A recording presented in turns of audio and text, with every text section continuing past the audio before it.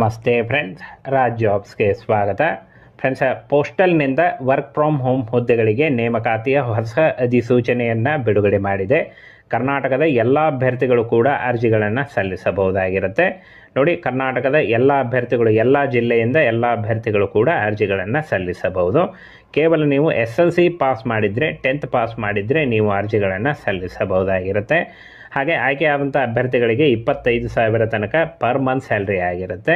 ಕೊನೆ ತನಕ ವಿಡಿಯೋನ ಕರೆಕ್ಟಾಗಿ ನೋಡಿ, ಎಲ್ಲ ಕಂಪ್ಲೀಟ್ ಮಾಹಿತಿಯನ್ನು ತಿಳಿಸ್ಕೊಡ್ತೀನಿ. ನಿಮಗೆ ಯಾವುದೂ ಡೌಟ್ಸ್ ಇರಲ್ಲ, ಎಲ್ಲ ಮಾಹಿತಿಯನ್ನು ತಿಳಿಸ್ಕೊಡ್ತೀನಿ. ಹಾಗೆ ಹೇಗೆ ಅಪ್ಲೈ ಮಾಡಬೇಕು ಅನ್ನೋದನ್ನು ಕೂಡ ತೋರಿಸ್ತೀನಿ ಫ್ರೆಂಡ್ಸ್. ಹಾಗೆ ಹೊಸ ಅಧಿಸೂಚನೆ ಆಗಿರುತ್ತೆ, ಹೊಸ ಜಿಲ್ಲೆಗಳಿಂದ ಒಂದು ನೇಮಕಾತಿಯ ಅಧಿಸೂಚನೆ ಆಗಿರುತ್ತೆ. ಇನ್ನು ಅರ್ಹ ಅಭ್ಯರ್ಥಿಗಳು ನೋಡಿ, ಆಸಕ್ತ ಮತ್ತು ಅರ್ಹ ಅಭ್ಯರ್ಥಿಗಳು 18ರಿಂದ 50 ವರ್ಷದ ಒಳಗಿನವರು ನೀವು ಅರ್ಜಿಗಳನ್ನು ಸಲ್ಲಿಸಬಹುದಾಗಿರುತ್ತೆ.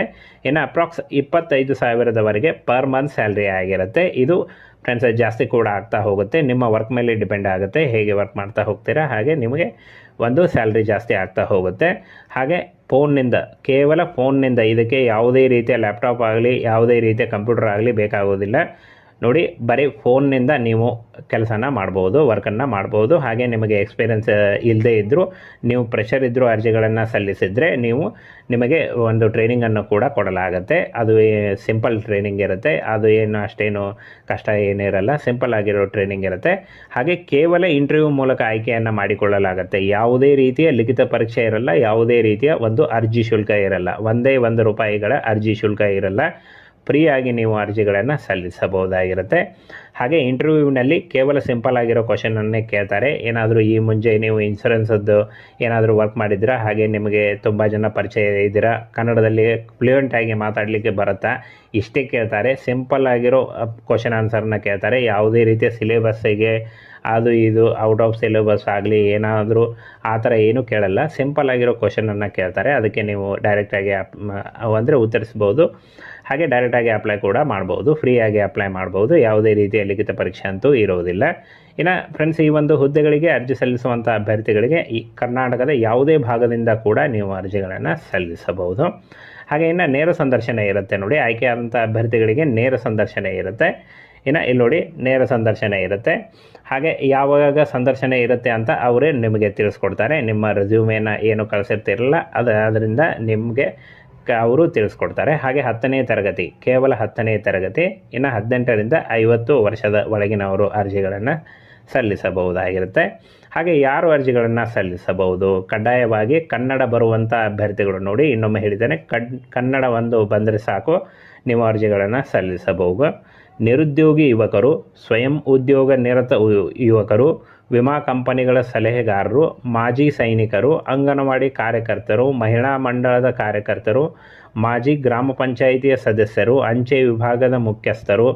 ಹಾಗೆ ಯಾವುದೇ ಒಂದು ನೀವು ಕೆಲಸ ಮಾಡ್ತಾಯಿದ್ರು ಅಥವಾ ನೀವು ಜಾಬ್ ಹುಡುಕ್ತಾ ಇದ್ದರು, ನೀವು ವರ್ಕ್ ಮಾಡ್ತಾಯಿದ್ರು, ಏನೇ ಮಾಡ್ತಾಯಿರಿ, ಬೋತ್ ಮೇಲ್ ಆ್ಯಂಡ್ ಫಿಮೇಲ್, ಪುರುಷ ಮತ್ತು ಮಹಿಳಾ ಅಭ್ಯರ್ಥಿಗಳು ಇಬ್ಬರೂ ಕೂಡ ನೀವು ಅರ್ಜಿಗಳನ್ನು ಸಲ್ಲಿಸಬಹುದಾಗಿರುತ್ತೆ. ಹಾಗೇನ ಫ್ರೆಂಡ್ಸ್, ಆಯ್ಕೆಯಾದ ಒಂದು ನೇರ ಪ್ರತಿನಿಧಿಗಳಿಗೆ ಅಂದರೆ ನೋಡಿ, ನೇರವಾಗಿ ಆಯ್ಕೆಯನ್ನು ಮಾಡಿಕೊಳ್ಳಲಾಗುತ್ತೆ ಅಂತ ಕ್ಲಿಯರಾಗಿ ಮೆನ್ಷನ್ ಮಾಡಿದ್ದಾರೆ. ನೇರವಾಗಿ ಡೈರೆಕ್ಟ್ ಅಪ್ಲೈ ಮಾಡ್ಬೋದು. ಹಾಗೆ ಡೈರೆಕ್ಟ್ ನಿಮಗೆ ನೇಮಕಾತಿ ಇರುತ್ತೆ. ಇನ್ನು ಕೇವಲ ಸಂದರ್ಶನ ಇರುತ್ತೆ. ಸಂದರ್ಶನದಲ್ಲೂ ಕೂಡ ಹೆಚ್ಚಿಗೆ ಏನು ಕೇಳೋದಿಲ್ಲ, ಸಿಂಪಲ್ ಆಗಿರೋ ಕ್ವಶನ್ನೇ ಇರುತ್ತೆ. ಹಾಗೆ ವ್ಯವಹಾರಕ್ಕೆ ತಕ್ಕಂತೆ ಸೂಕ್ತ ಕಮಿಷನ್ನ ನೀಡಲಾಗುತ್ತೆ ಅಂತ ಹೇಳಿದ್ದಾರೆ. ನೋಡಿ, ಸೂಕ್ತವಾದ ಕಮಿಷನ್ನ ಕೂಡ ನೀಡಲಾಗುತ್ತೆ. ಇದು ಪ್ಲಸ್ ಆ್ಯಡ್ ಆಗ್ತಾ ಹೋಗುತ್ತೆ.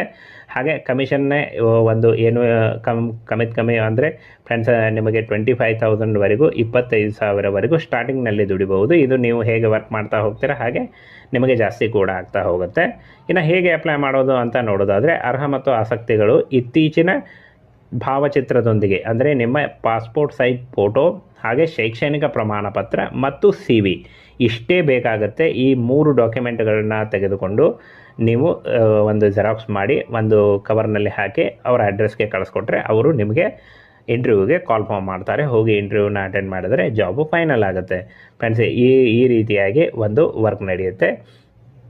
ಹಾಗೆ ಅಂಚೆ ಅಧಿಧೀಕ್ಷಕರು ಗದಗ ವಿಭಾಗ, ಇವರು ಅಂಚೆ ಜೀವ ವಿಮೆ ಹಾಗೂ ಗ್ರಾಮೀಣ ಅಂಚೆ ಜೀವ ವಿಮೆ ಉತ್ಪನ್ನಗಳನ್ನು ಮಾರಾಟ ಮಾಡಲು ನೇರ ಪ್ರತಿನಿಧಿಗಳನ್ನು ನಿಯುಕ್ತಿಗಾಗಿ ನೇರ ಸಂದರ್ಶನವನ್ನು ಆಯೋಜನೆ ಮಾಡಲಾಗಿದೆ ಅಂತ ಕೊಟ್ಟಿದ್ದಾರೆ ನೋಡಿ, ಅಂದರೆ ಮಾಡಿದ್ದಾರೆ ಅಂತ ಕೊಟ್ಟಿದ್ದಾರೆ.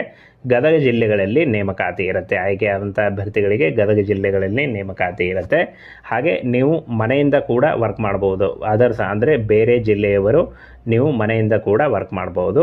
ಹಾಗೆ ನಿಮಗೆ ಪರಿಚಯ ಇರುವಂಥ ಆಸುಪಾಸಿನವರಿಗೆ ಹೇಳಿ ಈ ಥರ ಒಂದು LIC ಥರ ಈ ಒಂದು ಜೀವ ವಿಮೆ ಇರುತ್ತೆ ಅಂತ ಹೇಳಿ ನೀವು ಕನ್ವಿನ್ಸ್ ಮಾಡಿ ನೀವು ಮಾಡಿದ್ರೆ ನಡೆಯುತ್ತೆ. ನೀವು ಸಿಂಪಲ್ಲಾಗಿ ಕನ್ನಡವನ್ನೇ ಮಾತಾಡಿ ಅದರ ಬಗ್ಗೆ ನೀವು ಎಲ್ಲ ನಿಮಗೆ ಟ್ರೈನಿಂಗ್ ಕೊಡ್ತಾರೆ, ಆಲ್ರೆಡಿ ಕಂಪ್ಲೀಟ್ ಟ್ರೈನಿಂಗನ್ನು ನೀಡಲಾಗುತ್ತೆ ನಿಮಗೆ.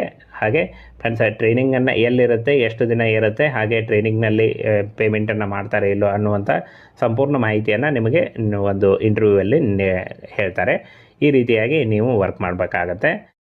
ಫ್ರೆಂಡ್ಸ್, ಇನ್ನು ಹೇಗೆ ಅಪ್ಲೈ ಮಾಡಬೇಕು ಅಂತ ನೋಡೋದಾದರೆ ಇಲ್ಲಿ ನೋಡಿ, ಅಂಚೆ ಅಧಿಧೀಕ್ಷಕರು ಗದಗ ವಿಭಾಗ ಇವರು ಅಂತ ಕೊಟ್ಟಿದ್ದಾರೆ ನೋಡಿ. ಅಂಚೆ ಅಧಿಧೀಕ್ಷಕರು ಗದಗ ವಿಭಾಗ ಹೆಡ್ ಆಫೀಸ್ ಗದಗ, ಈ ಒಂದು ಅಡ್ರೆಸ್ಗೆ ನೀವು ನಿಮ್ಮ ರೆಸ್ಯೂಮೆ ಮತ್ತು ಫ್ರೆಂಡ್ಸ್ ಆಗಲೇ ಹೇಳಿದ್ದೀನಿ ಡಾಕ್ಯುಮೆಂಟ್ಸ್ಗಳನ್ನ, ಯಾವ ಡಾಕ್ಯುಮೆಂಟ್ಸ್ಗಳನ್ನ ಕಳಿಸ್ಬೇಕು ಅಂತ. ರೆಸ್ಯೂಮು ಮತ್ತು ಆ ಡಾಕ್ಯುಮೆಂಟ್ಸ್ಗಳನ್ನು ನೇರವಾಗಿ ಈ ಒಂದು ಅಂಚೆ ಅಧಿಧೀಕ್ಷಕರು ಗದಗ ವಿಭಾಗಕ್ಕೆ ಕಳಿಸ್ಕೊಡಿ. ಅವರು ಫ್ರೆಂಡ್ಸ್ ನಿಮ್ಮ ಒಂದು ಡಾಟಾನ ಪರಿಶೀಲನೆ ಮಾಡಿ, ಅಂದರೆ ನಿಮ್ಮ ಬಯೋಡಾಟಾ ಅಥವಾ ರೆಸ್ಯೂಮೆ ಏನು ಕಳಿಸಿರ್ತಾರೋ ಅದನ್ನು ಪರಿಶೀಲನೆ ಮಾಡಿ ಇಂಟರ್ವ್ಯೂಗೆ ಕರೀತಾರೆ.